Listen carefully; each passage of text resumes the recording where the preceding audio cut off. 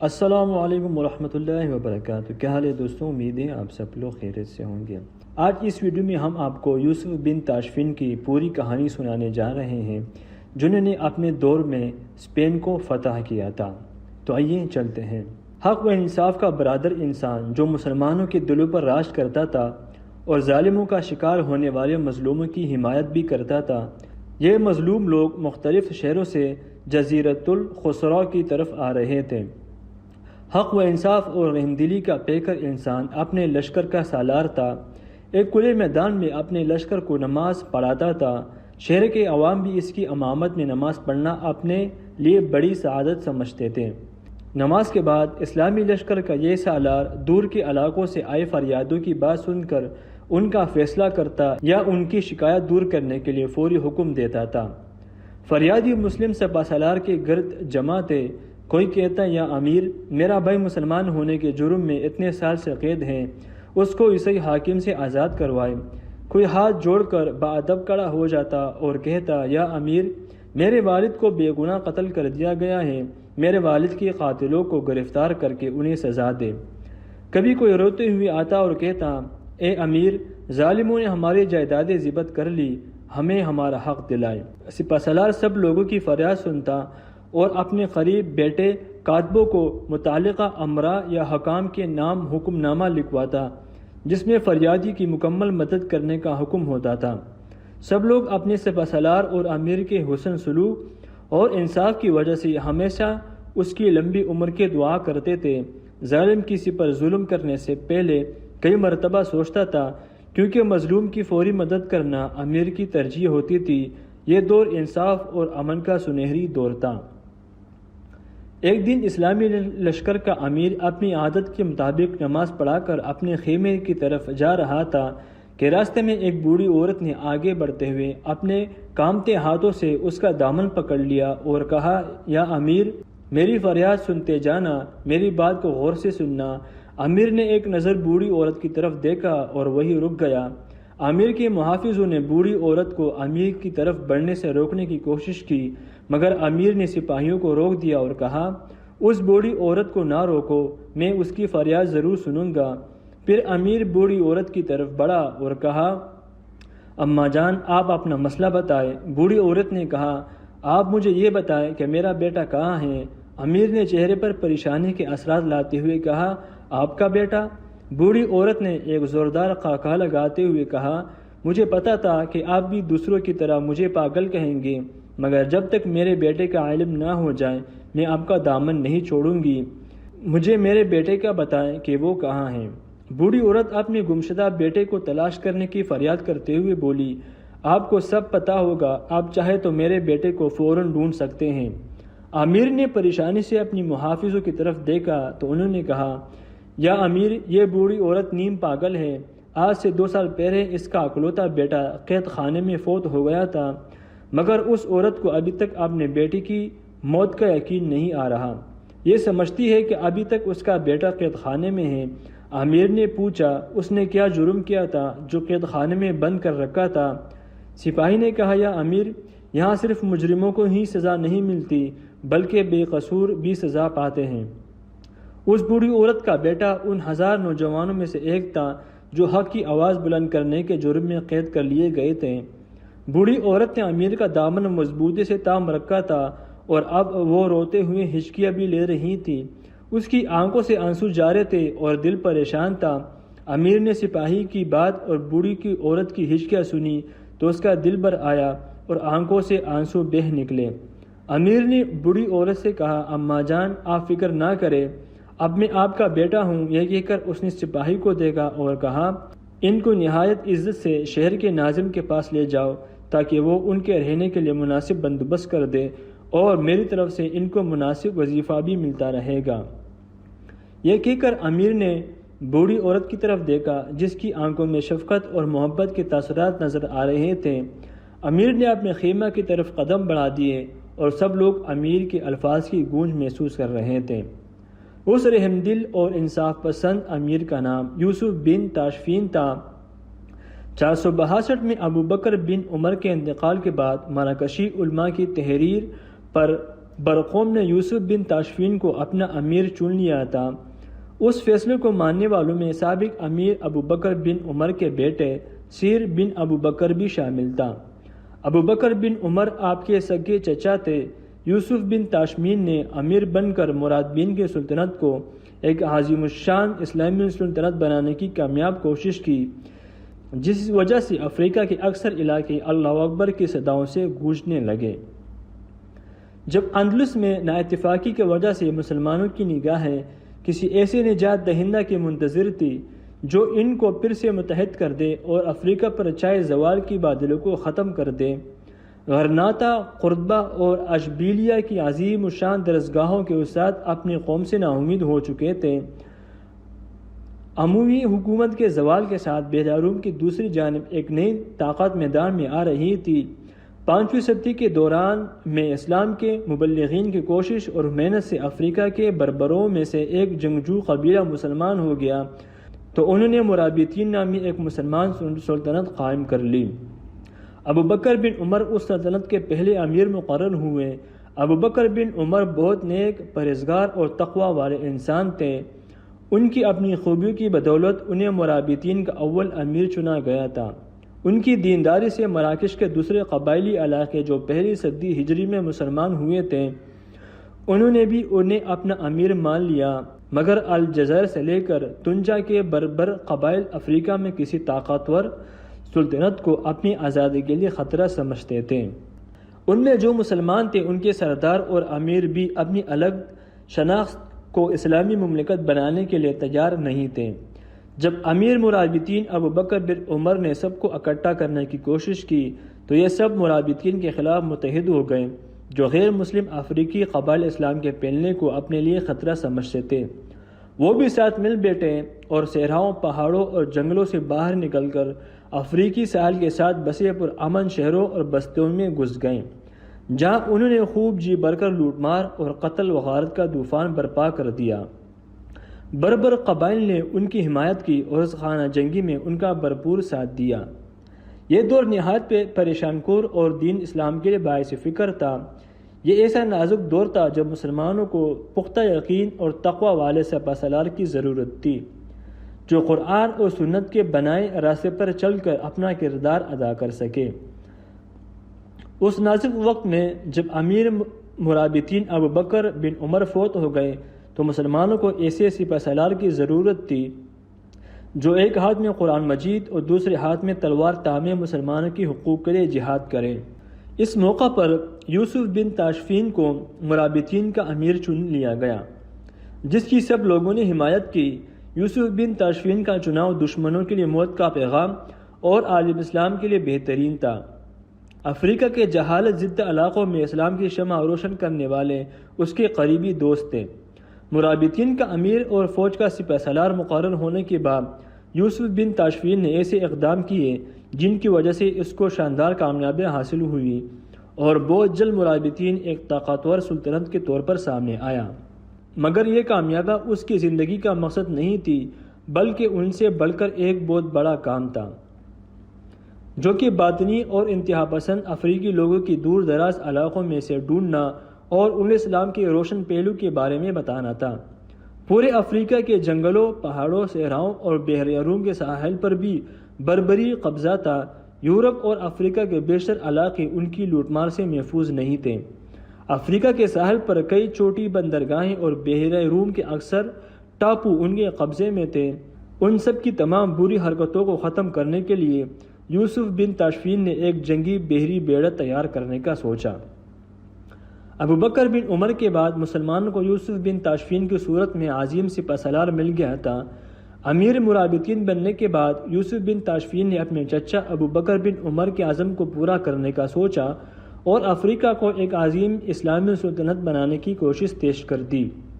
صرف چند سالوں میں افریقہ کے اس سپہ سالار نے کئی علاقوں میں اپنی فتح کے پرچم لہرا دیے۔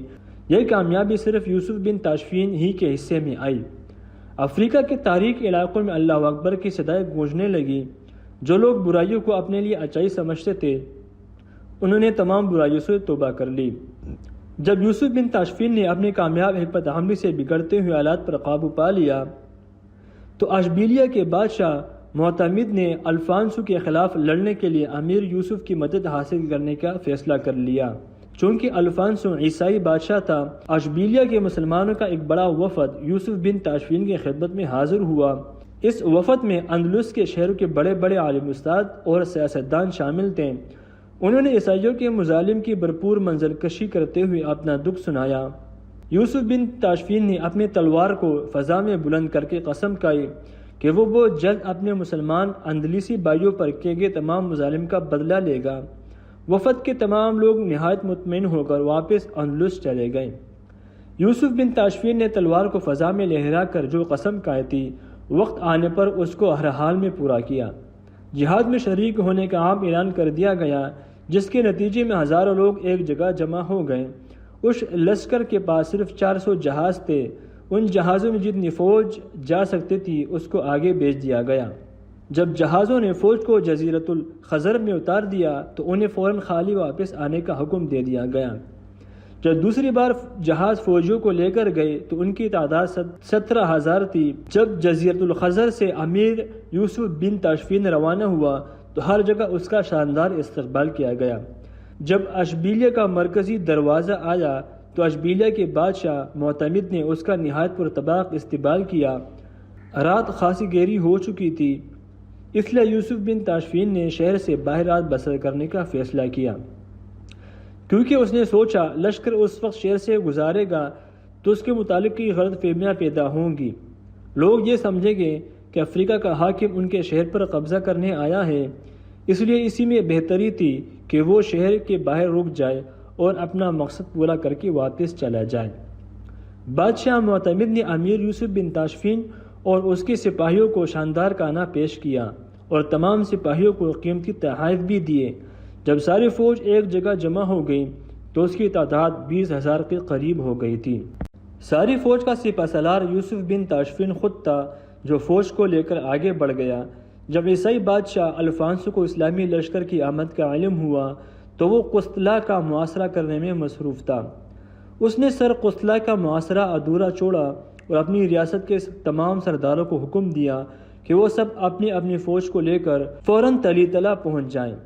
جب الفانسو کا حکم ملا تو سب عیسائی سردار تلیتلا روانہ ہو گئے، اور جب وہ سب اکٹھے ہوئے تو ان کی تعداد 60,000 تھی، جن میں اکثریت فرانسیسی فوجیوں کی تھی۔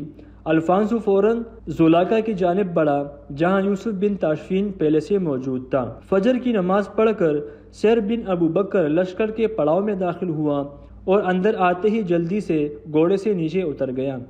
اس کے ساتھ سعد بھی تھا۔ جب لشکر کے سپاہیوں نے سیر بن ابو بکر کو دیکھا تو وہ سب اس کی طرف دوڑے اور نہایت ادب سے اسے سلام پیش کیا۔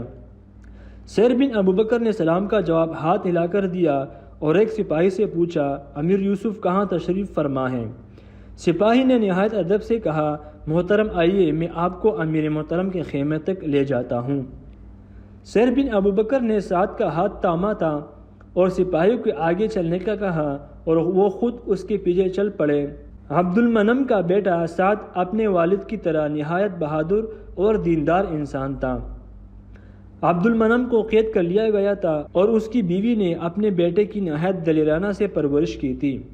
جب سیر بن ابو بکر سعد کا ہاتھ تھامے امیر یوسف بن تاشفین کے خیمے کی جانب بڑھا تو سعد کے دل میں مختلف خیالات آ رہے تھے، جس وجہ سے اسے دل کی دھڑکن اپنے حلق میں محسوس ہو رہی تھی۔ اس کے دماغ میں امیر یوسف بن تاشفین کا خیالی خاکہ گردش کر رہا تھا، کیونکہ یہ اس کی پہلی ملاقات تھی۔ سپاہی ان دونوں کو لے کر ایک خیمہ کے قریب جا کر رک گیا۔ خیمہ کا پردہ اٹھا ہوا تھا۔ سیر بن ابو بکر نے خیمے کے اندر دیکھا اور سعد کا ہاتھ تھامے اندر داخل ہو گیا۔ امیر یوسف بن تاشفین کھجور کے پتوں سے بنی چٹائی پر بیٹھا اپنے کاتب کو کچھ لکھوا رہا تھا۔ سیر بن ابو بکر نے اس کے پاس جا کر السلام علیکم ورحمۃ اللہ کہا۔ امیر یوسف بن تاشفین نے سر اٹھا کر ان کی طرف دیکھا اور سلام کا جواب دیا۔ یوسف بن تاشفین کی نظر سیر بن ابو بکر کے چہرے پر جا کر رک گئی۔ چہرے کی خد و خال میں سادگی کے ساتھ ایک رعب اور جلال بھی نظر آ رہا تھا۔ اس کی آنکھوں میں ایک تجسس تھا، جس طرح شیر کو گہری نیند سے بیدار کر دیا گیا ہو۔ اس کی آنکھوں میں شیر جیسی چمک کسی اہم مسئلے کی نشاندہی کر رہی تھی۔ سیر بن ابو بکر نے امیر یوسف بن تاشفین سے کہا، یا امیر میں معذرت چاہتا ہوں، آپ کو اطلاع دیے بغیر حاضر ہوا ہوں، مگر محترم میں ایک بہت بری خبر لایا ہوں۔ امیر یوسف بن تاشفین نے اس کے چہرے سے نگاہیں ہٹاتے ہوئے کہا، میرے بھائیو، اس سے زیادہ بری خبر کیا ہوگی کہ میں آپ کو سمندر کے بجائے اس صحرا میں دیکھ رہا ہوں۔ یہ کہہ کر یوسف بن تاشفین اپنی جگہ سے اٹھ کر کھڑے ہو گئے اور نہایت فیصلہ کن انداز میں کہا، آپ لمبی بات کرنے کے بجائے مختصر الفاظ میں ساری بات جلدی سے بتا دے۔ سیر بن ابو بکر نے چند الفاظ میں ساری صورتحال بتا دی۔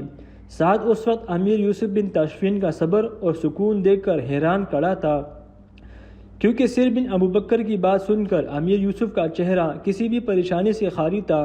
سیر بن ابو بکر کی بات سن کر امیر یوسف بن تاشفین اپنے خیمہ سے باہر نکل آئے اور نہایت جوش سے بلند آواز میں اپنے تمام سالاروں اور سپاہیوں کو فوراً تیار ہونے کا حکم دے دیا۔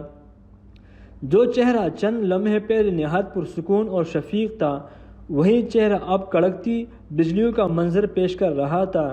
جن کی آنکھوں میں نہایت رحم اور محبت تھی، وہی آنکھیں اب ایک نئی جذبے اور دشمن کو کچلنے کے عزم سے بھری ہوئی تھی۔ امیر یوسف بن تاشفین کا حکم ملتے ہی تمام سالار اور سپاہی تیار ہو کر جمع ہو گئے۔ ان کی تعداد 5000 سے زیادہ تھی۔ لشکر کی روانگی سے پہلے امیر یوسف نے تمام سالاروں اور سپاہیوں کو جنگی حکمت عملی سمجھائی اور سیر بن ابو بکر سے کہا، سیر تم شدید زخمی ہو، اس لیے خیمے میں جا کر آرام کر لو، اور ساتھ آپ بھی ان کے ساتھ جا کر آرام کر لے۔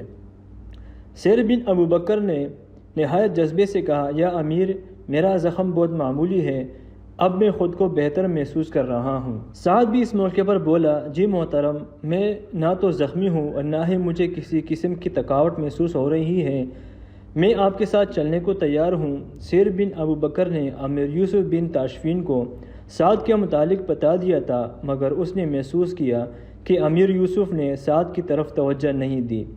اس نے دوبارہ کہا، یا امیر یہ سعد ہے جو غرناطہ سے آیا ہے، یہ ہمارے ساتھ جہاد میں حصہ لینے کا شوق رکھتا ہے، اس کو جہاد پر جانے کا بہت شوق ہے، اس کا جذبہ شہادت عروج پر ہے۔ امیر یوسف بن تاشفین نے مسکراتے ہوئے سعد کی طرف دیکھا اور کہا، نوجوان، تمہارا جذبہ واقعی میرے لیے قابل احترام ہے، مگر جس میدان میں اترنے کی خواہش رکھتے ہو وہ بہت طویل ہے، جس میں تم کو اپنوں بازو کی قوت آزمانے اور حکمت عملی پر سوچنے کی کئی مواقع ملیں گے۔ جب تک تمہاری سانس جاری ہے تب تک یہ مواقع کئی مرتبہ آئیں گے، مگر فی الحال تم آرام کر لو، تمہیں اس وقت آرام کی ضرورت ہے، کیونکہ تمہارا چہرہ تمہاری جسمانی تھکاوٹ کی چغلی کر رہا ہے۔ سعد نے امیر یوسف بن تاشفین کی بات سنی تو چہرے پر مسکراہٹ لاتے ہوئے کہا، محترم، آپ کے حکم پر عمل کرنا میرا فرض ہے، مگر میری سب سے بڑی خواہش یہی ہے کہ میں آپ کے ساتھ جہاد میں جاؤں۔ کاش میرا چہرہ میری جسمانی تھکاوٹ کی جگہ میرے جوش و جذبہ کی عکاسی کر رہا ہوتا۔ میں آپ کے ساتھ جہاد میں حصہ لینے کی سعادت حاصل کرنا چاہتا ہوں۔ امیر یوسف بن تاشفین نے سعد کی بات سن کر اللہ اکبر کا نعرہ لگایا اور اپنے ایک سالار کا نام لے کر اسے بلایا۔ وہ دوڑتا ہوا آیا تو امیر یوسف بن تاشفین نے کہا، اس نوجوان کو بہترین گھوڑا دے دو۔ سعد امیر یوسف بن تاشفین کا حکم سن کر خوش ہو گیا اور جہاد کے جذبے سے اس کا چہرہ کھلتے ہوئے پھول کی طرح دمک اٹھا۔ وہ خوش ہو کر امیر یوسف کی طرف بڑھا اور ان کے ہاتھوں پہ بوسہ دے کر بولا، یا امیر، آپ نے مجھے جہاد میں شرکت کی اجازت دے کر میری عزت افزائی کی۔ یوسف بن تاشفین کے چہرے پر ہلکی سی مسکراہٹ ابھری اور انہوں نے روانگی کا حکم دے دیا۔ حکم ملتے ہی فوج کے سپہ سالار سپاہی اللہ اکبر کا نعرہ لگاتے ہوئے روانہ ہو گئے۔ 5000 مسلم لشکر کو صحرا کی ریت نے اپنے آغوش میں لے لیا۔ سعد بن عبد المنم بھی افریقہ کے شہ سواروں کے ساتھ رواں دوا تھا۔ اللہ تعالیٰ نے اس پر اس کی امید سے بہت پہلے جہاد کا دروازہ کھول دیا تھا۔ اس کے کانوں میں یوسف بن تاشفین کے یہ الفاظ گونج رہے تھے، تم نے جس میدان میں پاؤں رکھا ہے وہ بہت طویل ہے۔ اس کی نظروں میں امیر بن یوسف تاشفین کا پرسکون چہرہ ابھر رہا تھا۔ سعد نے اپنے خیالات کو مزید روشن کرتے ہوئے سوچا کہ اس نے کئی مرتبہ دعا کی تھی، یا اللہ، عالم اسلام سے پھر کوئی خالد بن ولید یا طارق بن زیاد جیسے عظیم سپہ سالار بھیج جو عرب کے ریگستانوں سے نکل کر پوری دنیا پر چھا گئے تھے۔ وہ سوچنے لگا کہ اس نے کئی مرتبہ دعا کی تھی کہ اس کو خالد یا طارق جیسا سپہ سالار ملے اور وہ اس کے سامنے جا کر عرض کرے، میں آپ کی فوج کا سپاہی ہوں، میں نے تمام جنگی مہارت اس لیے حاصل کی ہے کہ میں دل و جان سے آپ کا ساتھ دوں۔ ساتھ ابھی خیالی دنیا میں کھویا ہوا تھا کہ اس کو یوسف بن تاشفین کی آواز سنائی دی، جو گھوڑا دوڑتے ہوئے اپنی فوج کے مختلف دستوں کو جنگی ہدایت دے رہا تھا۔ وہ اپنے سالاروں کو دشمن کی فوج پر حملہ کرنے سے گر بتاتا ہوا آگے بڑھ رہا تھا۔ سعد نے امیر یوسف بن تاشفین کی طرف دیکھا اور دل میں سوچنے لگا کہ یہ وہی شہ سوار ہے جو میری سوچ میں آتا تھا، جس کا قرب میں نے قدرت سے مانگا تھا۔ اسی مجاہد نے خالد بن ولید اور طارق بن زیاد کی یاد تازہ کرنی ہے۔ کیا یہ وہی سپہ سالار ہے جس نے کسی دن اندلس میں مسلمانوں کا نجات دہندہ بننا ہوگا؟ اسی سپہ سالار نے الفانسو کے خلاف تلوار بننا ہے جو طارق بن زیاد کی صورت میں عیسائی بادشاہ راڈر کے خلاف بلند ہوئی تھی۔ وہ پرعزم ہو کر آگے بڑھتا جا رہا تھا اور اس کے دماغ میں کئی خیالات آتے تھے اور وہ ان کو سوچ کر مسکرا دیتا تھا، کیونکہ یہ تمام منظر وہ کئی سالوں سے سوچ رہا تھا جو قدرت کی طرف سے اس کے سامنے حقیقت کے روپ میں آ گئے تھے۔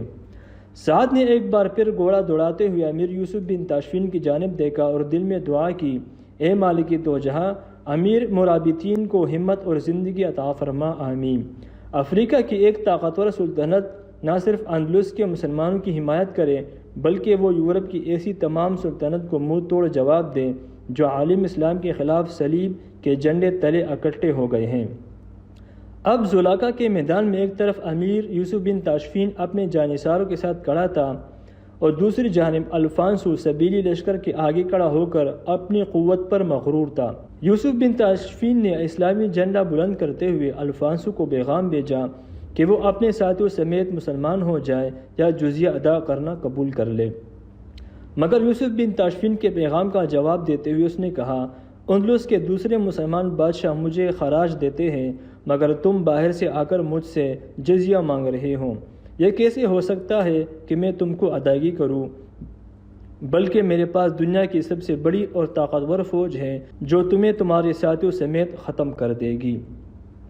امیر یوسف بن تاشفین نے بڑی فوج کا غرور کرنے والے بادشاہ الفانسو کی توہین آمیز گفتگو سنی تو اس کے قاصد کو اسی مراسلے کے پیچھے صرف چند لفظوں میں جواب لکھ کر دے دیا کہ جاؤ یہ پیغام اپنے مغرور بادشاہ کو پڑھا دو۔ عیسائی قاصد نے یوسف بن تاشفین کا جواب پڑھا تو اس کا چہرہ خوف سے پیلا پڑ گیا، کیونکہ جواب میں لکھا تھا، اب جو کچھ ہونے والا ہے اس کو تم خود دیکھو گے۔ عیسائی قاصد کو واپس روانہ کر کے یوسف بن تاشفین نے اپنے لشکر کا ایک بار پھر جائزہ لیا اور تمام سالاروں کو ضروری ہدایات دی۔ اب دونوں طرف سے فوجیں ایک دوسرے کو ختم کرنے کے لیے بے چین ہو کر میدان میں کھڑی تھی۔ ایک دوسرے کی آنکھوں میں آنکھیں ڈالے سپاہی بے تاب تھے کہ کب جنگ شروع ہونے کا اعلان ہو اور وہ اپنے دشمن کو ختم کر دے۔ سپاہیوں کے گھوڑے بھی میدان جنگ میں دوڑنے کے لیے بے چین تھے۔ وہ باغ ڈیلی ہونے کے منتظر تھے کہ کب ان کا سوار انہیں دشمن کی طرف بڑھنے کا موقع دیتا ہے۔ امیر یوسف بن تاشفین نے اس موقع پر بہت حکمت اور عقل مندی سے ایک جنگی چال چلی، وہ یہ کہ وہ اپنے لشکر میں شامل اندلسی لشکر کو آگے لے آیا اور افریقی لشکر کو پہاڑوں میں بھیج دیا اور انہیں حکم دیا کہ وہ پہاڑیوں میں خود کو چھپا لے۔ اب جب دونوں طرف سے فوجیں جنگ کے لیے بالکل تیار ہو گئی تو جنگ کا اعلان کر دیا گیا۔ دونوں فوجیں ایک دوسرے کو ختم کرنے کے لیے خوب لڑ رہی تھی۔ امیر یوسف بن تاشفین نے اندلسی لشکر کو عیسائی بادشاہ الفانسو کی فوج کے ساتھ لڑنے کا حکم دیا، مگر پہاڑیوں میں چھپے افریقی لشکر کو کچھ نہ کہا۔ عیسائی فوج نے اپنی طاقت کے ذریعے اندلسی لشکر کو کئی حملوں کے ذریعے دھکیل دیا اور آگے بڑھنے لگی۔ افریقی لشکر اس وقت کا منتظر تھا۔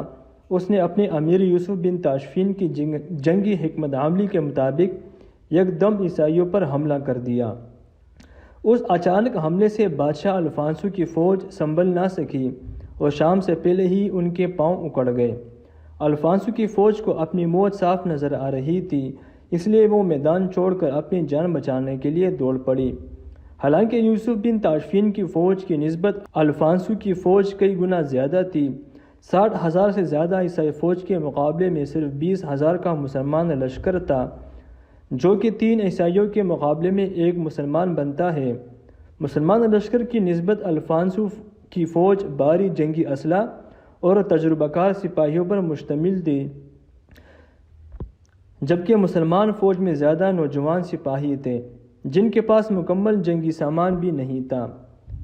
اب رات کے سائے آسمان پر چھا رہے تھے، اس لیے جنگ روک دی گئی۔ اس رات کا آ جانا الفانسو کی فوج کے لیے خوش قسمتی بن گیا تھا۔ اگر رات نہ ہوتی تو ایک بھی عیسائی فوجی زندہ نہ بچتا۔ عیسائی فوجی الفانسو خود بری طرح زخمی ہو گیا تھا، مگر اس کی قسمت اچھی نکلی جو وہ مسلمان سپاہیوں کے گھیرے سے زندہ بچ نکلا تھا۔ اگلے دن صبح کی نماز پڑھ کر امیر یوسف بن تاشفین نے میدان جنگ میں جا کر دیکھا کہ ہر طرف عیسائی سپاہیوں کی لاشیں بکھری پڑی ہیں۔ لاشوں کی اس ڈھیر میں جگہ جگہ مال غنیمت بھی بکھرا ہوا ہے۔ امیر یوسف بن تاشفین نے اشبیلیہ کے بادشاہ معتمد کو بلایا اور سارا مال غنیمت اس کے ساتھیوں کے حوالے کر دیا۔ بادشاہ معتمد کے ساتھیوں نے میدان جنگ سے سارا مال جمع کیا اور اپنے خیموں میں لے گئے۔ اس موقع پر امیر یوسف بن تاشفین نے بادشاہ معتمد کے ساتھ میدان جنگ میں کھڑا رہا۔ یہ کامیابی ایک بہت بڑی اور تاریخی فتح تھی۔ اپنے سے کئی گنا زیادہ بڑی فوج کو شکست دینا اس کے لیے قدرت کا تحفہ تھا جو اس نے اللہ کریم کی رحمت اور اپنی جنگی حکمت عملی سے حاصل کیا تھا۔ اس کو ایک عظیم الشان فتح ملی تھی جس سے اس نے عیسائی فوج کے غرور کو خاک میں ملا دیا تھا۔ عیسائی بادشاہ الفانسو کو اپنی طاقت کا جو گھمنڈ تھا وہ ٹوٹ کر میدان جنگ میں بکھرا پڑا تھا۔ امیر یوسف بن تاشفین تو عیسائیوں کی بچ جانے والی ساری قوت کو کچلنے کے لیے ان کا دور دور تک پیچھا کرنا چاہتا تھا، لیکن اچانک اس کے جوان بیٹے کی انتقال کی خبر آ گئی، جس کی وجہ سے اسے مزید آگے بڑھنے کا ارادہ ختم کرنا پڑا۔ لیکن اس نے اپنے 3000 سپاہی اور سالار بادشاہ معتمد کے پاس چھوڑ دیے اور خود اپنے جوان بیٹے کی تدفین کے لیے اپنے ملک کی طرف روانہ ہو گیا۔ الفانسو اپنی جان بچا کر بھاگ گیا تھا۔ اس کو اپنا وہ خواب یاد آ رہا تھا جو اس نے امیر یوسف بن تاشفین کی اندلس میں آمد سے پہلے دیکھا تھا۔ خواب میں الفانسو نے دیکھا کہ وہ ایک ایسے ہاتھی پر سوار ہے جس کے دونوں طرف بڑے بڑے نقار بندھے ہوئے ہیں۔ ہاتھی چلتے ہوئے اپنی سونڈ نقاروں پر مارتا ہے جس سے نہایت خوفناک آواز اٹھتی ہے۔ یہ خواب دیکھ کر الفانسو گھبرا کر اٹھ گیا اور اس نے اپنے عیسائی راہبوں سے اس کی تعبیر پوچھی، مگر کوئی بھی اس کو تسلی بخش جواب نہ دے سکا۔ پھر اس نے ایک درباری کو تلیتلا کے ایک مسلمان عالم دین کے پاس بھیجا کہ وہ خواب کی تعبیر بتا سکتے ہیں۔ الفانسو نے اپنے درباری کو خاص طور پر ہدایت کی تھی کہ وہ اس مسلمان عالم دین کو یہ نہ بتائے کہ یہ خواب میں نے دیکھا ہے۔ اس نے تلیتلا کے عالم دین کے پاس جا کر کہا کہ میں نے یہ خوفناک خواب دیکھا ہے، برائے مہربانی اس کی تعبیر بتا دے۔ تلیتلا کے عالم دین نے اس شخص کو غور سے دیکھا اور مسکرا کر کہا، یہ خواب تمہارا نہیں لگتا، یہ خواب ضرور کسی بادشاہ نے دیکھا ہے، لیکن جس نے بھی یہ خواب دیکھا ہے اس کو بتا دو کہ بہت جلد اس کو اصحاب فیل کی طرح نہایت ذلت اور رسوائی ملے گی۔ وہ کسی مسلمان بادشاہ کو ختم کرنے کا دعویٰ کرے گا کیونکہ اس کے پاس بھاری فوج ہوگی، مگر اس کا انجام اصحاب فیل کی طرح ہی ہوگا۔ درباری یہ سن کر واپس لوٹ آیا۔ الفانسو نے اس خواب کی تعبیر سنی تو خوب ہنسا۔ اس نے عالم دین کا خوب مذاق اڑایا تھا، مگر اب وہی خواب اس کو یاد آیا تو اس کی تعبیر بھی یاد آ گئی تھی، لیکن اب وہ تعبیر حقیقت کے روپ میں اس کے سامنے تھی۔ وہ اس وقت کو یاد کر کے تڑپ رہا تھا جب اس نے مسلمانوں کو خود سے کمزور سمجھا تھا، بلکہ وہ تو اپنے نام کے ساتھ الفانسو حامدین مسیح کے الفاظ لکھنا پسند نہیں کرتا تھا، مگر اب وہ ذلت و رسوائی سے دوچار تھا۔ بلکہ وہ تو اپنے نام کے ساتھ الفانسو حامدین مسیح کے الفاظ لکھنا پسند کرتا تھا، مگر اب وہ ذلت و رسوائی سے دوچار ہو چکا تھا۔ امیر یوسف بن تاشفین کے جانے کی دیر تھی کہ اس کے بعد اندلس میں اقتدار کی لڑائی کا دوبارہ آغاز ہو گیا۔ بیرونی دشمن سے جان چھوٹنے کے بعد نااہل حکمرانوں نے اپنی ساری توجہ ایسی لوگوں پر دینی شروع کر دی جو اندلس میں شرعی حکومت کے حامی تھے۔ اسلام کا نعرہ لگانے والوں پر سختی شروع کر دی گئی۔ حکومت کے جاسوس اپنی سرگرمیوں کو تیزی سے جاری رکھے ہوئے تھے۔ غیر شرعی ٹیکس نافذ کیے گئے جنہیں نہ دینے والوں کی جائیدادیں ضبط کی جا رہی تھی۔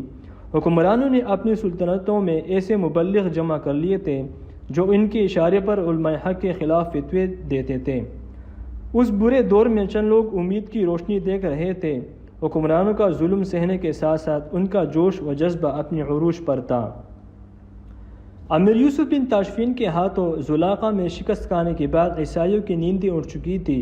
وہ اس بات پر متفق تھے کہ اب اگر مسلمان آگے بڑھے تو وہ اندلس کے آخری کونے تک کو فتح کر لیں گے۔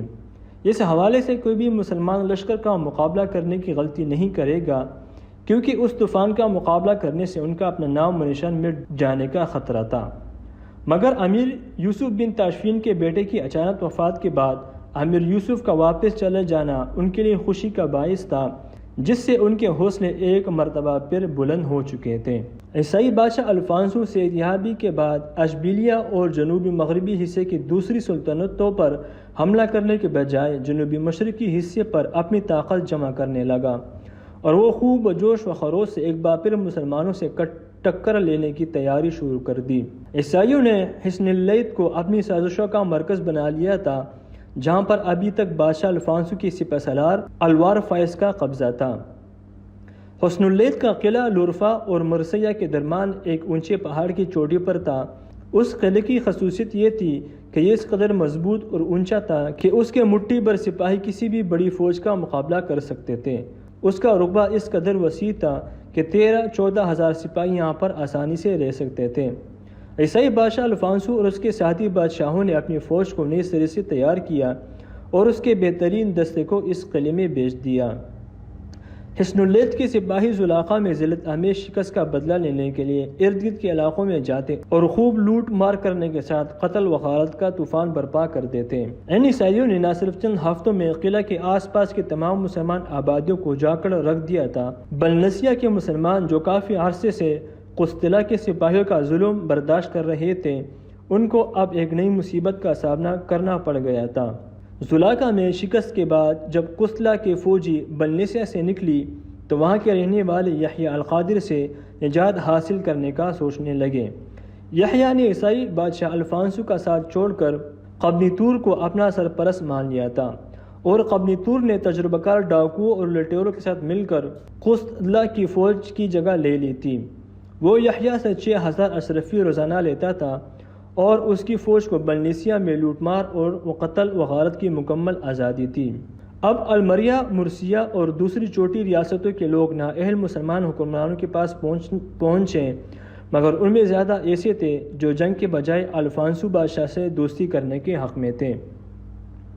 ابھی صورتحال مزید بگڑی تھی کہ اچانک اشبیلیہ کے بادشاہ معتمد اپنی فوج لے کر آ گیا۔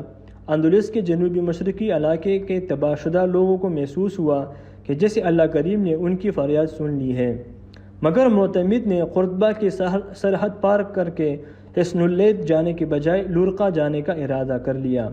ان کا اصل ارادہ کیا تھا یہ کسی کو علم نہیں تھا۔ بادشاہ معتمد کئی بار مرسیہ اور لورقہ کو اپنی ملکیت کہہ چکا تھا۔ اس کی ذہن میں تھا کہ اپنے حکمرانوں سے مایوس اور دشمنوں کے حملوں سے بیزار لوگ اس کو اپنا ہمدردیاں اس کی راہ میں اپنی پلکیں بچھائیں گے، مگر ایسا نہ ہوا۔ لورقہ جاتے ہوئے حصن اللیث کے کچھ دستوں نے اس کی فوج پر حملہ کر دیا اور معتمد کو شکست دے دی۔ معتمد اپنی جان اور سپاہیوں کو بچا کر مرسیہ کی طرف آ گیا۔ معتمد کو شکست دے کر حصن اللیث کے عیسائیوں کا حوصلہ بہت بڑھ گیا اور انہوں نے غرناطہ اور قرطبہ کی سرحدوں پر خوب لوٹ مچا دی۔ اس افسوسناک صورتحال کے بعد اندلس میں رہنے والوں کی نگاہیں ایک مرتبہ پھر افریقہ کی طرف اٹھ گئی۔ وہ امیر یوسف بن تاشفین کی دوبارہ آمد کی دعائیں مانگنے لگے۔ جب امیر یوسف بن تاشفین کو ان کی حالت کا علم ہوا تو اس کو اپنے علاقے کے اندرونی مسائل نے اندلس کی طرف بڑھنے سے روک دیا، مگر اندلس کے مسلمانوں کا صبر اپنی آخری حدوں کو چھو رہا تھا۔ ان پر عیسائیوں کے مظالم اپنی انتہا تک پہنچ چکے تھے۔ اس سے پہلے کہ عیسائی اندلس میں مسلمانوں پر اپنے ظلم کو مزید بڑھاتے، جنوبی مشرق اندلس کی ریاستوں کے معزز لوگوں کا ایک وفد مراکش آ گیا اور انہوں نے امیر یوسف بن تاشفین کو اندلس کے مسلمانوں کی بگڑتے حالات بتائے اور مدد کے لیے فریاد کی۔ ان لوگوں کی آوازاری سن کر امیر یوسف بن تاشفین نے ان کو تسلی دی اور وعدہ کیا کہ وہ بہت جلد سمندر پار کر کے ان کی مدد کرنے آئے گا۔ لورقہ میں عیسائی سپاہیوں سے ہارنے کے بعد معتمد کے ہوش ٹھکانے آ چکے تھے۔ وہ خود بھی امیر یوسف بن تاشفین کے پاس پہنچ گیا۔ امیر یوسف نے معتمد کا شاندار استقبال کیا۔ معتمد نے ساری بات انہیں بتائی تو امیر یوسف نے اس سے اندلس آنے کا وعدہ کر لیا، اور بہت جلد اندلس کے مسلمانوں کے چہرے یہ خوشخبری سن کر کھل اٹھے کہ امیر یوسف بن تاشفین ایک بار پھر اندلس کے مسلمانوں کی مدد کے لیے آ رہا ہے۔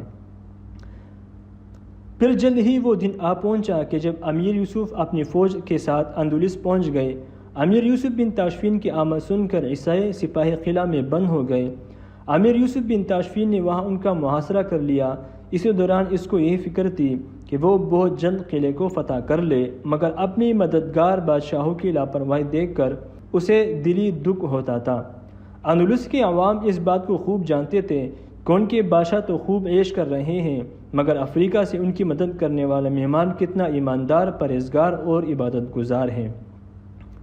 انہوں نے امیر یوسف بن تاشفین سے درخواست کی کہ وہ اندلس میں رک جائیں اور وہ اس کو اپنا بادشاہ چن لیں گے، کیونکہ اسی میں ہسپانوی مسلمانوں کی سلامتی اور بہتری ہے۔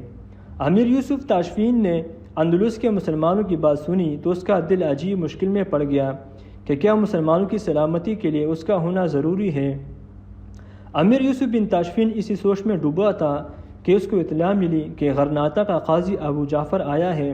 ابو جعفر امیر یوسف کے خیمے میں داخل ہوا تو وہ مصافحہ کرتے ہوئے امیر یوسف بن تاشفین کے ہاتھ پر بوسہ دینے کے لیے جھکا تو اس نے فوراً اپنا ہاتھ کھینچ لیا اور کہا، آپ مجھے اس غلط فہمی میں مبتلا نہ کریں کہ میں خود کو عام انسانوں سے مختلف سمجھنے لگوں۔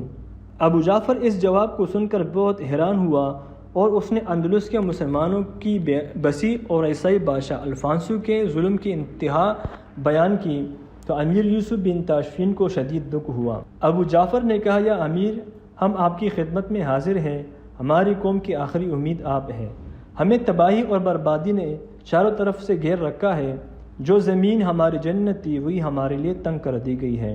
بلنسیا اور تلیتلا میں ہمارا جھنڈا لہراتا تھا، لیکن عیسائی فوج المریہ، مرسیہ، قردبہ، غرناطہ اور دوسرے علاقوں پر قبضہ کرنے کے لیے بے چین ہیں۔ ان کے پاس بھاری اسلحہ اور کئی ہزار سپاہی ہیں۔ ہم اندلس کی سینکڑوں بے بس بیٹیوں اور بیٹوں کی فریاد لے کر حاضر ہوئے ہیں، جن کو عیسائی فوج نے قید کر لیا یا شہید کر لیا۔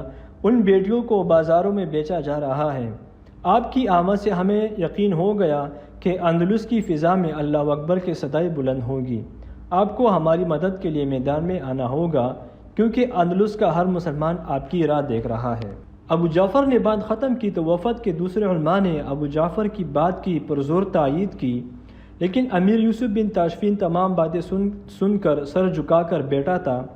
چند لمحوں کے بعد اس نے سر اٹھایا اور کہا، آپ لوگ اس بات پر مطمئن رہیں کہ میں خاموش تماشائی بن کر اندلس کے مسلمانوں پر کیے جانے والے ظلم کو نہیں دیکھوں گا۔ میں اس علاقے کی عیسائیوں کے ہاتھوں تباہی و بربادی کسی صورت برداشت نہیں کروں گا۔ امیر یوسف بن تاشفین کا بڑا بیٹا اچانک شدید بیمار ہو گیا۔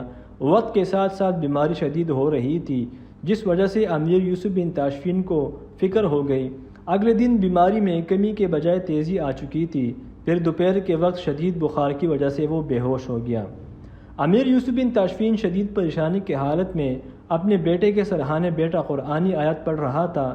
تمام طبیب مریض کو ہوش میں لانے کی کوشش میں تھے۔ امیر یوسف بن تاشفین کا دل بیٹے کی بیماری اور دماغ اندلس کے مظلوم مسلمانوں کی حالت سے شدید پریشان تھا۔ اتنی دیر میں سیر بن ابو بکر اندر داخل ہوا اور اس نے نہایت فکر سے کہا، یا امیر، اگر آپ حکم دیں تو ہم آج روانگی کا ارادہ ملتوی کر دیتے ہیں۔ مغرب کے وقت سے طوفان کے آثار بھی نظر آ رہے ہیں۔ آپ کے بیٹے کی بیماری بھی اسی حالت میں ہے کہ اس کو اکیلا چھوڑ کر نہیں جانا چاہیے۔ امیر یوسف بن تاشفین نے پرسکون انداز میں کہا، ہرگز نہیں، تم لوگ روانہ ہونے کے لیے تیاری کرو، میں بھی چند لمحوں میں بندرگاہ پہنچ جاؤں گا۔ سیر بن ابو بکر اپنی امیر کا جواب سن کر خاموشی سے باہر نکل گیا۔ اتنی دیر میں امیر یوسف کے بیٹے نے آنکھیں کھولی اور اپنے والد کو دیکھ کر کہا، ابا جان، آپ ابھی تک یہی ہیں، آپ ابھی تک روانہ کیوں نہیں ہوئے؟ آپ میری وجہ سے اپنا ارادہ ملتوی نہ کریں، میں بہت جلد تندرست ہو کر آپ کے ساتھ جہاد میں شرکت کے لیے اندلس آ جاؤں گا۔ آپ اندلس کے مظلوم لوگوں کی مدد کے لیے فوراً تشریف لے جائیں، میری صحت کے لیے دعا کریں، میں بہت جلد آپ کے ساتھ آ ملوں گا۔ امیر یوسف بن تاشفین نے بیٹے کے ماتھے پر ہاتھ رکھتے ہوئے کہا، بیٹا میں نے اندلس جانے کا ارادہ ملتوی نہیں کیا، تم فکر نہ کرو، میں ضرور وہاں جاؤں گا، اب تمہاری صحت کیسی ہے؟ امیر یوسف کے بیٹے نے والد کی بات سنی تو چہرے پر مسکراہٹ لاتے ہوئے کہا، ابا جان میں بہت جلد تندرست ہو جاؤں گا، جہاد میں شرکت کی خواہش مجھے بستر پر سکون نہیں دے گی، میں جلد از جلد جہاد میں شرکت ہونا چاہوں گا۔ یہ کہہ کر اس نے شدید بخار کی حالت میں اللہ اکبر کا نعرہ لگایا جس سے پورا کمرہ گونج اٹھا۔ امیر یوسف بن تاشفین نے اپنے بیٹے کا جذبہ جہاد دیکھا تو اللہ کریم کا شکر ادا کیا جس نے اس کو فرمانبردار اور دین اسلام کا سچا پیروکار بیٹا عطا کیا تھا۔ ابھی وہ بارگاہ رب العزت میں شکرانے کے الفاظ ادا کر رہا تھا کہ ہوا کا ایک تیز جھونکا آیا اور دروازہ ایک زوردار دھماکے سے کھل گیا۔ امیر یوسف بن تاشفین نے باہر جھانکا تو فضا میں تاریکی چھائی ہوئی تھی۔ ایک ساتھی نے کہا، یا امیر طوفان کی نیت ٹھیک نہیں لگتی، شاید اللہ کریم کو یہ منظور ہو کہ آپ سفر نہ کریں۔ امیر یوسف بن تاشفین نے یہ سنا تو تلوار پر گرفت مضبوط کرتے ہوئے کہا، نہیں، بلکہ قدرت اس حوالے سے ہمارا امتحان لے رہی ہے، تم دعا کرو کہ ہم اس امتحان میں کامیاب ہوں۔ امیر یوسف کا جواب سن کر اس کا ساتھی خاموش ہو گیا اور اپنے امیر کے جذبہ ایمان کو داد بری نظر سے دیکھنے لگا، جو قدرت کے امتحان میں ہمیشہ کامیاب رہا تھا اور اب بھی وہ کامیابی کا طلبگار تھا۔ باہر اندھیرا مزید گہرا ہو رہا تھا اور طوفانی ہوا بھی اپنا جوش دکھا رہی تھی۔ اتنی دیر میں ایک سپاہی بھاگتا ہوا کمرے میں داخل ہوا اور اجازت لے کر کہا، یا امیر مجھے سیر بن ابو بکر نے بھیجا ہے، شدید طوفان سے وہ پریشان ہیں، انہوں نے آپ سے اجازت مانگی ہے، اگر آپ حکم دیں تو جہازوں سے سارا سامان اور گھوڑے اتار لیے جائیں تاکہ طوفان سے نقصان کا خطرہ نہ رہے۔ امیر یوسف بن تاشفین نے سپاہی کی بات سنی اور کہا، ان کو جا کر کہو کہ وہ تیار رہیں، سامان اور گھوڑے جہازوں سے نہ اتارے، میں خود ان کے پاس پہنچ رہا ہوں۔ آنے والے سپاہی نے حکم سنا اور جس تیزی سے وہ بھاگتا ہوا آیا تھا اسی طرح بھاگتا ہوا سمندر کی طرف چلا گیا۔ اس کے جانے کے بعد یوسف بن تاشفین نے اپنے بیمار بیٹے کے ماتھے پر ہاتھ رکھا اور اس کا ہاتھ اپنے ہاتھوں میں لے کر بولا، بیٹا میں روانہ ہو رہا ہوں، اللہ تعالیٰ تمہاری مشکلیں دور فرمائے، آمین۔ یہ کہہ کر اس نے اپنے بیٹے کی گرم پیشانی پر بوسہ دیا اور کمرے سے باہر نکلنے لگا تو اس کے بیٹے نے آنکھیں کھول لی اور اپنے والد کا دامن پکڑتے ہوئے بولا، ابا جان فی امان اللہ، اللہ کریم آپ کو فتح دے اور آپ مظلوم مسلمانوں کی مدد فرمائے، آمین۔ اپنے بیٹے کی طرف دیکھ کر امیر یوسف نے فی امان اللہ کہا اور نہایت تیزی سے کمرے سے باہر آ گیا اور بندرگاہ کی طرف روانہ ہو گیا۔ بندرگاہ میں جہاز پانی پر بکھرے تینکوں کی طرح لہروں پر رقص کر رہے تھے۔ سمندر کی تیز لہریں ان کو اوپر اچھال رہی تھی۔ جہازوں کے ملا بادبان گرانے میں مصروف تھے۔ امیر یوسف بن تاشفین کو دیکھ کر چند فوجی، عالم دین اور معزز شخصیات اس کے گرد جمع ہو گئے۔ انہوں نے آگے بڑھ کر اپنے امیر کو سلام عرض کیا۔ امیر یوسف بن تاشفین نے ہاتھ اٹھا کر سب کو سلام کا جواب دیا اور لہروں پر اچھلتے ہوئے جہاز دیکھنے لگا۔ ایک عالم دین نے آگے بڑھ کر عرض کی، یا امیر اگر آپ طوفان میں کمی کا انتظار کر لے تو اس میں کوئی حرج نہیں ہوگا، بلکہ اس طرح کرنے سے ہمارے جہازوں کا نقصان بھی نہیں ہوگا۔ امیر یوسف بن تاشفین نے سمندر کی جانب مزید قدم بڑھاتے ہوئے کہا، اگر اللہ کریم نے اندلس کے مظلوم مسلمانوں کی مدد کے لیے ہمیں چن لیا ہے تو یہ طوفان ہمارا راستہ نہیں روکے گا۔ میرا خیال تھا کہ روانگی سے پہلے میں تمام جہازوں کو روانہ کر کے آخری جہاز میں خود سفر کروں، مگر اب میرا جہاز سب سے آگے ہوگا۔ اگر اللہ کریم کا حکم ہوا تو طوفان ہمیں کچھ نہیں کہے گا، آپ سب لوگ اندلس روانہ ہونے کے لیے تیار ہو جائیں۔ ابھی امیر یوسف بن تاشفین خاموش ہوا تھا کہ ہوا کے تیز جھونکوں کے ساتھ پانی کے چینٹے اس کے لباس کو بھگو گئے۔ اچانک سائے سے تھوڑی دور پانی کی سطح پر ایک بڑی دیوار سی قریب آتی محسوس ہوئی۔ سیر بن ابو بکر نے جب یہ دیکھا تو سمندر کی طرف اشارہ کر کے چیخا، یا امیر آپ اور دوسرے تمام ساتھی فوراً ہٹ جائیں، یہ بہت خوفناک لہر ہے۔ امیر یوسف بن تاشفین کے آس پاس کھڑے تمام لوگ دوڑ کر چٹانوں کی طرف بھاگے، لیکن یوسف بن تاشفین نہایت سکون سے اپنی جگہ کھڑا رہا۔ لہر کسی بلا کی طرح اس کی طرف آ رہی تھی۔ سیر بن ابو بکر نے آگے بڑھ کر امیر یوسف کا ہاتھ پکڑ کر پیچھے ہٹانے کی کوشش کی، مگر امیر یوسف کے قدموں میں ذرا بھی حرکت نہ ہوئی اور وہ مضبوط چٹان کی طرح اپنی جگہ پر کڑا مسکراتا رہا۔ تمام لوگ حیران و پریشان ہو کر اسے دیکھنے لگے اور ان کے چہرے خوف سے پیلے پڑ گئے تھے۔ لہر اس کے بہت قریب پہنچ گئی اور چھوٹی چھوٹی چٹانوں کو اپنی لپیٹ میں لے کر آگے بڑھ گئی۔ امیر یوسف بن تاشفین اپنی جگہ پر ابھی تک کڑا رہا تھا، پانی اس کے سینے تک پہنچ چکا تھا۔ سب لوگ اپنی امیر کو پانی میں ڈوبتا ہوا سمجھ رہے تھے، کئی لوگ تو باقاعدہ رونے لگے تھے، مگر یوسف بن تاشفین اپنے عزم اور جذبے سے کڑا تھا۔ اس نے اپنے چچا زاد بھائی امیر سیر بن ابو بکر کی طرف دیکھا اور مسکرا کر کہا، سیر، میں اللہ کریم کی بارگاہ میں درخواست کرتا ہوں کہ ہم نیک مقصد کے لیے جا رہے ہیں، اگر ہمارا مقصد اور سفر پسند نہیں تو یہ لہریں ہمیں اپنی لپیٹ میں لے لے، اور اگر ہمارا مقصد نیک ہے تو ہم اس طوفان سے خوفزدہ ہو کر کبھی بھی پیچھے نہیں ہٹیں گے، چاہے طوفان ہمیں ڈبو کیوں نہ دے، ہم اللہ کریم کی رحمت کا سہارا لے کر آگے بڑھیں گے۔ طوفان کی تیز لہریں جو بدمست ہاتھی کی طرح امیر یوسف بن تاشفین کو اپنی آغوش میں لے چکی تھی، ابھی چند لمحوں بعد وہی لہریں اپنا جوش ختم کر کے اس کے پاؤں چھو رہی تھی۔ لمحہ بلمحہ فضا میں سکون طاری ہو رہا تھا۔ سب لوگ جو اچانک طوفان کی آمد سے پریشان تھے اور اب اسی طرح اچانک اس کے لوٹ جانے پر حیران تھے، ان کے رونگٹے کھڑے ہوتے۔ امیر سیر بن ابو بکر نے اپنے امیر یوسف بن تاشفین کا جذبہ جہاد اور عزم و ایمان دیکھا تو نعرہ تکبیر بلند کر کے مسکرا دیا اور ہاتھ بلند کر کے اپنے سپاہیوں سے کہا، مجاہدو، روانے کا وقت ہو گیا ہے، لنگر اٹھا لو اور بادباند کھول دو، ہماری منزل جزیرۃ الخضرا ہماری منتظر ہے۔ لشکر میں موجود ایک عالم دین آگے بڑھا اور امیر یوسف بن تاشفین کے پاس جا کر کہا، یا امیر، آپ کو فتح کی پیشگی مبارک ہو، یہ لہریں آپ کا استقبال کرنے کے لیے بلند ہوئی تھی، انہوں نے آپ کی قدم بوسی کر کے آپ کو کامیابی کی خوشخبری دے دی ہے۔ یہ سن کر امیر یوسف بن تاشفین نے آسمان کی طرف نگاہ اٹھا کر مالک دو جہاں کا شکریہ ادا کیا۔ مرابطین کی 12,000 فوج اور گھوڑے ساحل پر پہنچ چکے تھے۔ شہر کے گورنر نے امیر یوسف بن تاشفین کو اپنے محل میں ٹھہرنے کی پیشکش کی، مگر اس نے کھلے میدان میں اپنے سپاہیوں کے ساتھ ٹھہرنے کا فیصلہ کیا۔ مسلمان حکمرانوں نے خصوصی نمائندے اور علماء امیر یوسف بن تاشفین کی خدمت میں حاضر ہو رہے تھے۔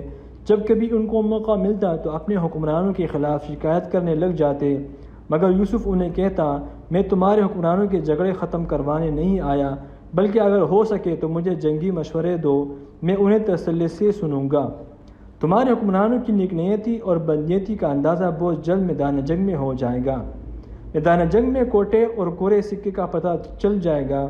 اگر کوئی تحفہ لے کر حاضر ہوتا تو یوسف بن تاشفین شکریہ کے ساتھ واپس کر دیتا اور کہتا، میں یہاں تمہاری خوشنودی حاصل کرنے نہیں بلکہ اللہ تعالیٰ اور نبی کریم صلی اللہ علیہ وسلم کی خوشنودی کے لیے آیا ہوں۔ جو لوگ اپنے دین اور زمین سے مخلص ہیں وہ مجھے اپنے دوست پائیں گے، ورنہ میرے ہاتھوں ان کا بچنا ناممکن ہوگا۔ امیر یوسف بن تاشفین کو حق و انصاف کا پیکر دیکھ کر اپنے امیر کے ہاتھوں ستائے ہوئے لوگ مختلف شہروں سے جزیرۃ الخضرا آ گئے، جہاں امیر یوسف بن تاشفین پانچوں وقت اپنے لشکر کو نماز پڑھاتا تھا۔ عوام امیر کی امامت میں نماز پڑھنا اپنے لیے بڑی سعادت سمجھتے تھے۔ نماز کے بعد عوام امیر یوسف بن تاشفین کے گرد جمع ہو جاتے اور اپنے اوپر ہونے والے مظالم کی تفصیلات بتاتے۔ امیر یوسف نہایت سکون سے سب کی فریاد سنتا اور متعلقہ لوگوں کو فوری حکم نامے بھیج دیتا تھا، جس پر ہر کوئی ہاتھ اٹھا کر دعائیں دیتا نظر آتا تھا۔ سب اسے اندلس کا محسن کہتے تھے۔ امیر یوسف بن تاشفین نے فرمان جاری کر کے اندلس کے تمام عیاش اور بدکردار بادشاہوں سے اقتدار چھین لیا اور المرسیہ، قرطبہ اور طریف پر قبضہ کر لیا۔ اس کے بعد اشبیلیہ کی باری آ گئی۔ یہ وہی شہر تھا جس کے حکمران معتمد نے امیر یوسف بن تاشفین کا الفانسو کے خلاف ساتھ دیا تھا اور تمام سپاہیوں کو کانا پیش کیا تھا۔ اب وہی امیر یوسف بن تاشفین کے خلاف ہو گیا تھا۔ اس نے عیسائی بادشاہ الفانسو سے مدد مانگ لی اور امیر یوسف بن تاشفین سے جنگ لڑی، مگر امیر یوسف بن تاشفین نے الفانسو اور معتمد کے مشترکہ لشکر کو عبرتناک شکست دے کر اشبیلیہ پر قبضہ کر لیا۔ اسی طرح امیر یوسف بن تاشفین نے باری باری اندلس کے تمام علاقوں سمیت پورے ملک پر قبضہ کر لیا اور وہاں اسلامی تعلیمات کے مطابق قوانین نافذ کر دیے تاکہ کوئی بھی ظالم امیر کسی غریب مظلوم پر ظلم نہ کر سکے۔ اندلس پر امیر یوسف بن تاشفین کی حکمرانی سے اندلس میں ایک بار پھر خوشحالی اور امن و سکون لوٹ آیا تھا۔ زندگی کے تمام شعبے ترقی کی راہ پر چل پڑے تھے۔ عدل و انصاف نے ظلم اور تشدد کو ختم کر دیا تھا۔ عدل و انصاف کے تمام فیصلے قرآن و سنت کے فرمان کے مطابق ہونے لگے، جس سے پورے اندلس میں امیر یوسف بن تاشفین کا سکہ رائج ہو گیا۔ امیر یوسف بن تاشفین نے فوج کے کئی شعبوں کے علاوہ باقی تمام کام علماء کے سپرد کر دیے تھے۔ اس میں کوئی شک نہیں کہ حکمرانوں کے کردار اور عمل کا عکس رعایا پر بھی پڑتا ہے، اس لیے علماء کی حکمرانی سے اندلس پر قرآن و سنت اور شریعت کا راج نافذ ہو گیا تھا۔ عوام اسلامی فضا سے مکمل مطمئن ہو گئے تھے۔ امیر یوسف بن تاشفین کی سلطنت اتنی وسیع ہو چکی تھی کہ شمالی افریقہ میں تینوس سے لے کر بحیرہ قرنوس تک اسی کا سکہ چلتا تھا۔ ہر جمعہ کو ملک کی کم از کم 3 لاکھ مساجد میں امیر یوسف بن تاشفین کے نام کا خطبہ پڑھا جانے لگا۔ ہر ایک کی زبان پر امیر یوسف بن تاشفین کی سلامتی کے لیے دعا تھی۔ ہر ایک ہاتھ اسی کے لیے دعا کرنے کو اڑتا تھا۔ میں اپنے بچوں کے بجائے امیر کی سلامتی کی دعائیں مانگتی تھی۔ اندلس کے 13 بادشاہوں نے امیر یوسف بن تاشفین کو اپنا شہنشاہ مان لیا تھا۔ امیر یوسف بن تاشفین کے دور میں عوام کو جتنا سکون، امن اور روزگار ملا تھا، اتنا کبھی انہیں نہیں ملا تھا۔ سب لوگ ایک دوسرے کو نہایت محبت اور عزت سے ملتے تھے۔ کھانا اتنا کم قیمت کے جسے مفت ہو، ہر کوئی پیٹ بھر کر کھانا کھا سکتا تھا۔ سبزی اور میوے چند کوڑیوں میں اتنے مل جاتے تھے کہ کھاتے کھاتے دل بھر جاتا تھا، مگر وہ ختم نہیں ہوتے تھے۔ امیر یوسف بن تاشفین کے حکم سے سیر بن ابی بکر نے جامع مسجد قرطبہ میں جمعہ کی نماز کے بعد اعلان کیا کہ سعد بن عبد المنم کا شہر کا حاکم مقرر کرتا ہوں۔ یہ اعلان سن کر قرطبہ کے شہریوں نے خوشی سے خوب نعرے لگائے اور امیر یوسف بن تاشفین کے فیصلے کو خوب سراہا۔ اندلس کے تمام شہری اسلامی تعلیمات کا شاہکار بن چکے تھے۔ امیر یوسف بن تاشفین خود بھی نمازی اور متقی تھا۔ اس کے دور میں رعایا بھی نمازی اور متقی رہی۔ عدل و انصاف کا ایسا نظام نافذ تھا کہ چوری ڈکیتی کی واردات نہیں ہوتی تھی۔ امیر یوسف بن تاشفین نے اسلام کی سربلندی کے لیے ایک ایسے صوبے سے اپنی کامیابیوں کا آغاز کیا تھا جو اپنی حکمت عملی اور اسلامی نقطہ نظر سے سلطان صلاح الدین ایوبی، محمود غزنوی، طارق بن زیاد جیسے عظیم سپہ سالار اور حکمرانوں میں شمار ہونے لگا۔ امیر یوسف بن تاشفین نے 100 سال کی عمر پائی اور ساری زندگی اسلام اور شریعت کے قانون کے نفاذ میں لگا رہا۔ بلا شبہ امیر یوسف بن تاشفین نے اندلس کے مظلوم لوگوں کو نہ صرف انصاف دلایا بلکہ بد کردار اور بدمعاش لوگوں سے نجات بھی دلائی۔ اگر آپ کو یہ ویڈیو پسند آ گئی ہوگی تو ویڈیو کو لائک کیجیے، چینل کو سبسکرائب کیجیے۔ اللہ حافظ۔